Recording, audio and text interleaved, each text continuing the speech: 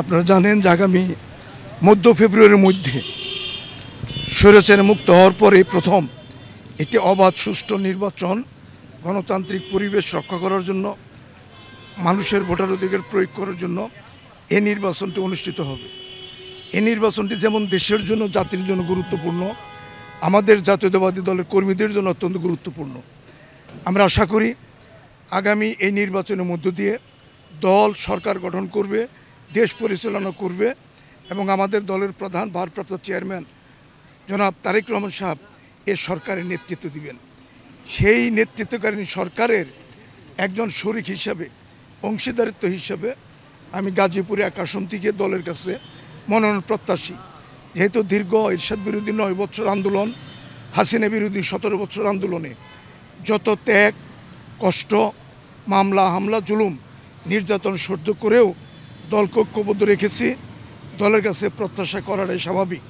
দল যদি আমাকে এই আসনের জন্য নির্বাচন করার সুযোগ দেয়, আশা করি আমি দলকে এই সিটটু উপহার দিতে পারবো এবং নির্বাচনের পরে এলাকার ভোটার এবং জাতির প্রত্যাশা পূরণ করার জন্য আমাদের দলের প্রধান ইতিমধ্যে রাষ্ট্র মেরামতের জন্য যে 31 দফা যে কর্মসূচি দিয়েছেন, তারই আলোকে আগামী দিনে দেশ পরিচালিত হবে এবং দেশের মানুষের উন্নয়ন, এদেশের শিক্ষা ব্যবস্থা, শিল্প কারখানার অবস্থান, সকল কিছুর মধ্যে একটা আমূল পরিবর্তন ঘটবে আমরা আশা করি। বান্ডেল থাকলে প্রতি সেনমানিতে টাকা বাঁচবে। বিকাশ সেনমানি বান্ডেল কিনে জিতুন প্রতি লেনদেনে।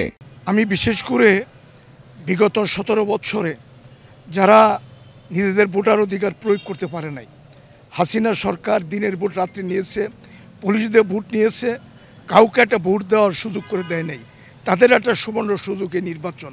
আমি আশা করি তারুণ্যের সেই ভোট এবার ধানের শীষের পক্ষে আসবে। তারুণ্যের ভোট আগামী দিনে দেশ গড়ার পক্ষে আসবে।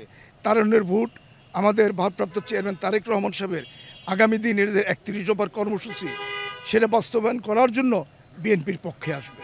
আমি শহীদ রাষ্ট্রপতি জিয়া রহমানের আদর্শের কর্মী। দেশনেত্রী আমাদের মা আপসের নেত্রী বেগম খালেদা জিয়ার একজন আদর্শের কর্মী এবং তারেক রহমান সাহেবের একজন বিগত আন্দোলনের লড়াই করার কর্মী।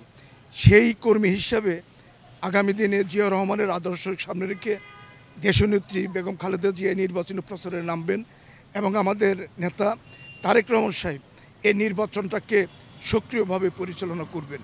আমি আশা করি এটা বাংলাদেশের জন্য একটা নজিরবিহীন নির্বাচন এবং এটা চমৎকার, এটা সুন্দর নির্বাচন হবে, যে নির্বাচনের মাধ্যমে আগামী দিনে দেশ বিএনপি পরিচালিত করবে।